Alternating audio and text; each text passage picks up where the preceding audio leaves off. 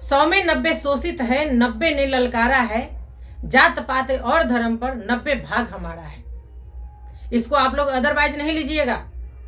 ये जो आईसीडीएस विभाग है जिसमें 100% सेविका सहायिका महिला पर्यवेक्षिका लेडीज ही है, इनका शोषण ऊपर जो 10% बैठे हुए हैं सीडीपीओ, डीपीओ, आईसीडीएस निदेशक से लेकर के सरकार तक, ये हम लोगों का बहुत शोषण कर रहे हैं। पोषाहार वितरण में गड़बड़ी पर लगेगी रोक, समाज कल्याण विभाग ने तेज की तैयारी। आंगनबाड़ी केंद्रों पर लाभार्थियों का चेहरे की पहचान कर दी जाएगी पोषाहार। यह नियम अप्रैल 2025 से होगी लागू। जी नमस्कार, मैं सविता कुमारी यादव। अब भारतवर्ष की तमाम आंगनबाड़ी सेविका सहायिका बहनों का आपका अपना यूट्यूब चैनल सविता कुमारी यादव में हार्दिक स्वागत करती हूँ, नंदन करती हूँ, अभिनंदन करती हूँ। बहनों, आपको बताते चले कि ये खबर पटना बिहार से आ रही है। जी हाँ, आपने बिल्कुल सही सुना। आईसीडीएस निदेशक महोदय के द्वारा आज के हिंदुस्तान पेपर में ये खबर प्रकाशित करवाई गई है, जिसमें बिहार से रिलेटेड ही सभी जानकारियां दी गई है। इस आधार पर यह खबर सिर्फ और सिर्फ बिहार की आंगनवाड़ी सेविका सहायिकाओं के लिए है। लेकिन मैं आपको पुनः स्मरण करा दूं कि महिला एवं बाल विकास मंत्रालय भारत सरकार की ओर से सभी राज्यों को निर्देशित किया गया था कि आंगनवाड़ी केंद्रों पर पूरी पारदर्शिता लाने हेतु पोषण ट्रैकर पर एफआरए सिस्टम जल्द से जल्द लागू किया जाए, ताकि सही लाभार्थी को सही मात्रा में प्रत्येक महीने लाभ प्राप्त हो सके। ये नियम बिहार के लिए भी था, जो कि 1 जनवरी 2025 से लागू होनी थी। लेकिन सारे लीडरों के द्वारा राज्य सरकार से लेकर भारत सरकार तक पत्राचार किया गया, जिसमें लिखा गया कि महोदया, आंगनवाड़ी केंद्रों पर पूरी पारदर्शिता लाने से पहले आंगनवाड़ी सेविकाओं को अच्छे क्वालिटी का मोबाइल उपलब्ध करा दे, प्रत्येक महीना रिचार्ज करवा दे, उनको प्रशिक्षित कर दे, और अहम बात कि ये जो योजना चल रही है ये गरीब गुरबों के लिए चल रही है, और आंगनवाड़ी केंद्र पर जो लाभार्थी लाभ लेने आते हैं वो सबसे पहले गरीब होते हैं, उसके बाद ही किसी को ये लाभ दिया जाता है। तो जो गरीब महिलाएं हैं वो अपना पेट पालने के लिए, घर परिवार पालने के लिए, या तो खेतों में ईंट भट्टों पर मजदूरी करने चली जाती हैं, या तो वो कहीं दूर दराज निकल जाती हैं। वहीं सामाजिक परंपराओं को देखते हुए गांव की महिलाएं घर से बाहर निकलना पसंद नहीं करती हैं। जब गर्भवती महिलाएं गर्भावस्था में होती है, या प्रसवावस्था होता है, या 6 माह से 3 साल के बच्चे की माँ होती है, वो शादी के लगभग 5-7 सालों के अंदर ही माँ बनती है, और इस दरमियान वो ज़्यादातर मायके रहती है या ससुराल रहती है, तो उनको घर से बाहर निकलने की आज़ादी नहीं है। आंगनवाड़ी केंद्रों पे वे नहीं आ सकती हैं। ऐसे परिस्थिति में सही लाभार्थी होते हुए भी वो लाभ से वंचित रह जाएंगी।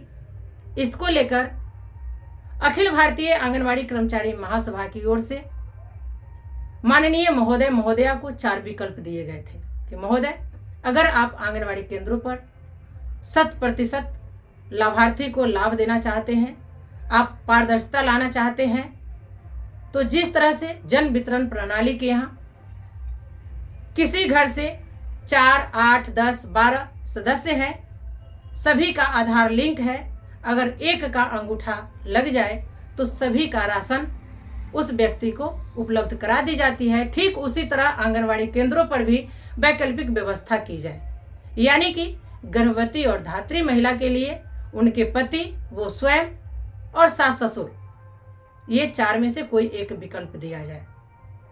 वहीं 6 माह से 3 वर्ष के बच्चे की बात करें तो बच्चे की माँ, पिता, दादा या दादी, ये 4 में से कोई एक विकल्प दिया जाए, ताकि लाभार्थी लाभ से वंचित ना हो, वो लाभ प्राप्त कर सके। लेकिन इसको लेकर अभी तक राज्य सरकार की ओर से या भारत सरकार की ओर से कोई पत्र का जवाब नहीं आया है। इसी को लेकर जनवरी माह में सभी संगठन के नेतृत्वकर्ताओं ने लिखित तौर पर यह कहकर साफ साफ मना कर दिया कि जब तक ये 4 विकल्प नहीं देंगे, मोबाइल उपलब्ध नहीं कराएंगे, एफआरएस सिस्टम लागू नहीं हो पाएगी। लेकिन फिर आपके बिहार के आईसीडीएस निदेशक महोदय के द्वारा आज के अखबार में जो खबर प्रकाशित करवाई गई है और उनका जो स्टेटमेंट आया है वो सुनकर आप भी सुनेंगे तो दंग रह जाएंगे। उन्होंने फिर उसी बात को दोहराया जो कि पहले वो बोल चुके हैं, अपना स्टेटमेंट दे चुके हैं। उसमें उन्होंने कहा कि हर जगह से कंप्लेन आता है कि आंगनवाड़ी केंद्रों पर प्रत्येक महीना सही लाभार्थी को लाभ नहीं दिया जाता है। इसको लेकर एफआरएस सिस्टम लागू किया गया है। इसके लिए समाज कल्याण विभाग की ओर से तैयारी तेज कर दी गई है। अब आप लोग भी समझदार हैं, हमारा वीडियो जो लोग भी देखते हैं कृपया इसको शेयर करेंगे और कमेंट कर जवाब भी देंगे कि सही बोल रहे हैं या गलत बोल रहे हैं। आंगनवाड़ी वर्कर गलत है या सरकार और सरकार के पदाधिकारी गलत है। आप लोगों को मैं बता दूं कि बिहार में ये एफआरएस सिस्टम लागू होने से पहले भारत के कई राज्यों में लागू कर दी गई है। हालांकि हर जगह इसी बात को लेकर सभी लोग विरोध कर रहे हैं कि सबसे पहले मोबाइल दीजिए, रिचार्ज दीजिए, प्रशिक्षित कीजिए और ये जो 4 विकल्प है उसमें से हमको कोई एक विकल्प दीजिए, तब जाकर हम लोग टीएचआर वितरण करेंगे, अन्यथा नहीं करेंगे। एफआरएस सिस्टम लागू होगा, अन्यथा नहीं होगा। क्योंकि बाद में जिस तरह से अभी महोदय का पेपर में स्टेटमेंट आ रहा है, इससे ये सारी की सारी जो आरोप है सेविकाओं के मत्थे मढ़ दी जा रही है। सरकार अपनी गलती, अपनी नाकामी हम आंगनवाड़ी सेविकाओं सहायिकाओं के मत्थे मढ़ रही है, जो कि सरासर गलत है। ये तो होने से रहा। हम लोग तब तक एफआरएस सिस्टम को लागू होने नहीं देंगे जब तक ये नया मोबाइल नहीं दे देते हैं, वो भी अच्छे क्वालिटी का, रिचार्ज का पैसा नहीं बढ़ाते हैं और प्रत्येक महीना नहीं देते हैं, हम लोगों को सही से प्रशिक्षित नहीं करते हैं और ये 4 में से एक विकल्प नहीं देते हैं, तब तक हम लोग एफआरएस सिस्टम को लागू नहीं होने देंगे। अब आप बताइए कि जब बिहार से पहले कई राज्यों में ये सिस्टम लागू हो चुका है, विरोधाभास हो रहा है, तब जाकर कहीं न कहीं बिहार में ये सिस्टम आया है। और यहाँ पर माननीय निदेशक महोदय का जो स्टेटमेंट है कि ग्रामीणों के लाभार्थियों के शिकायत पर एफआरएस सिस्टम लागू किया जा रहा है, ये कहाँ तक सत्य है। अगर सबसे पहले ये बिहार राज्य में लागू होती तो हम भी मान लेते कि कहीं ना कहीं बिहार की आंगनवाड़ी सेविका सहायिकाओं की गलती है, लेकिन इससे पहले तो ये कई राज्यों में लागू हो चुकी है।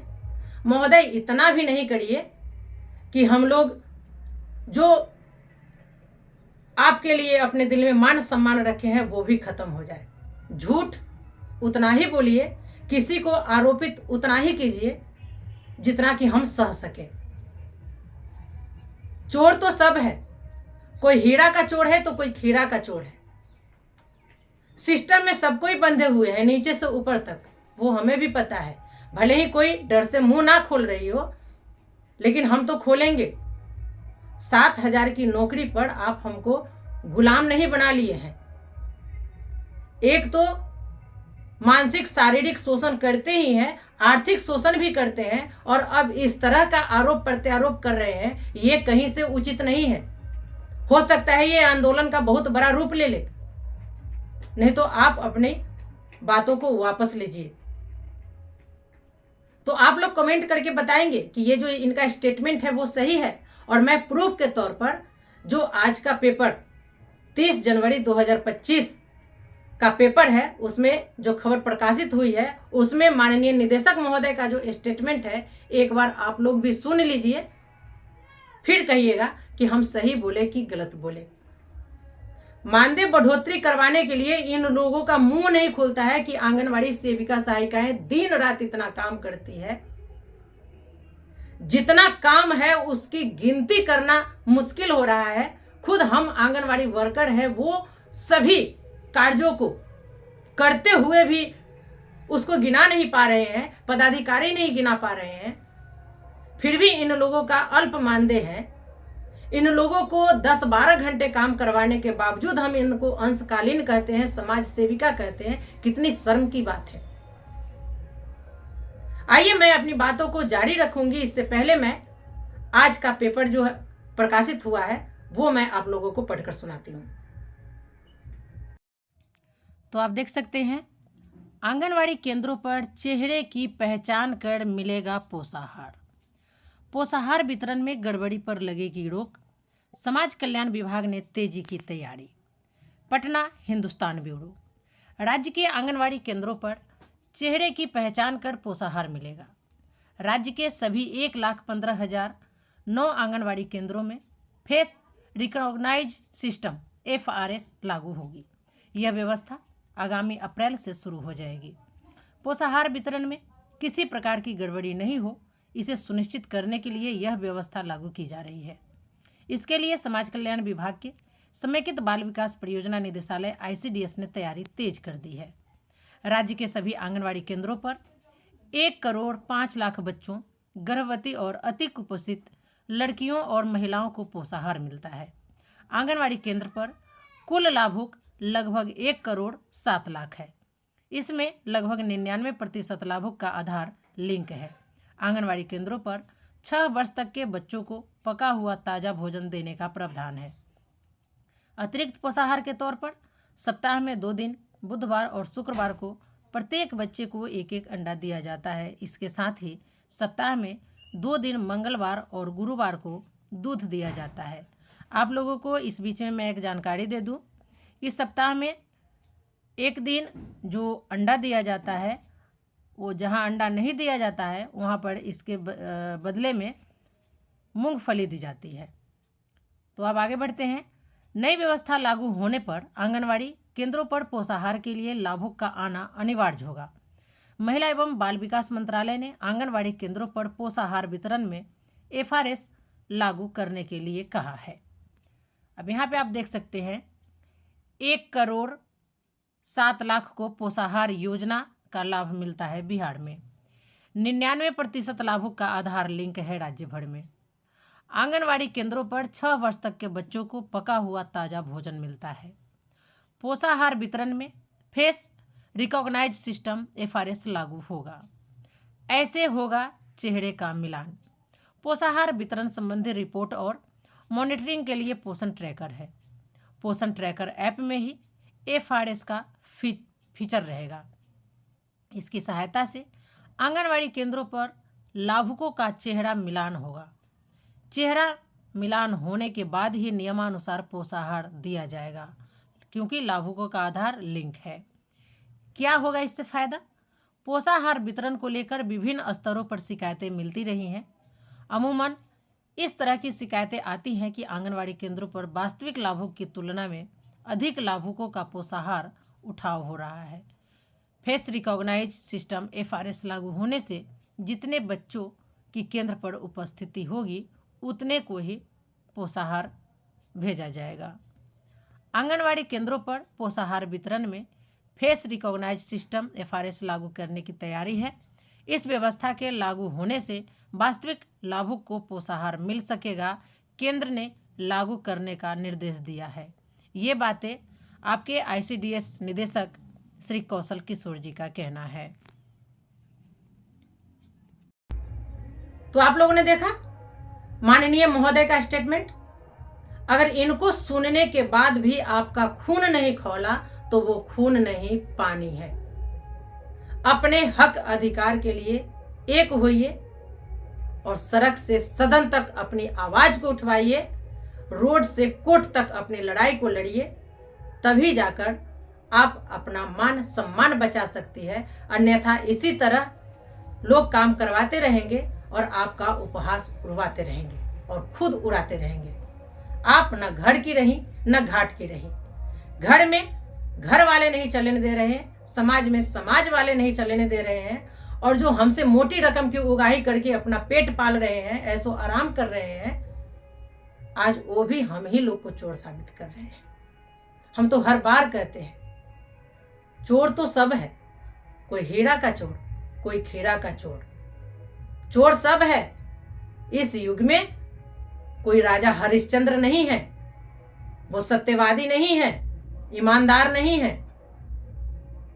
लेकिन अपनी नाकामी को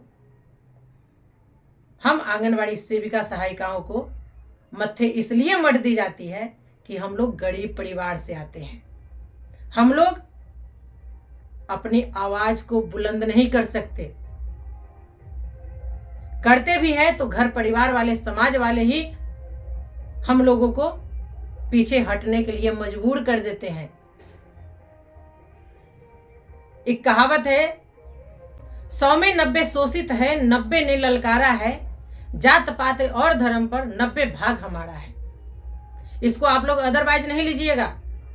ये जो ICDS विभाग है जिसमें 100% सेविका सहायिका महिला पर्यवेक्षिका लेडीज ही है, इनका शोषण ऊपर जो 10% बैठे हुए हैं CDPO, DPO, ICDS निदेशक से लेकर के सरकार तक, ये हम लोगों का बहुत शोषण कर रहे हैं।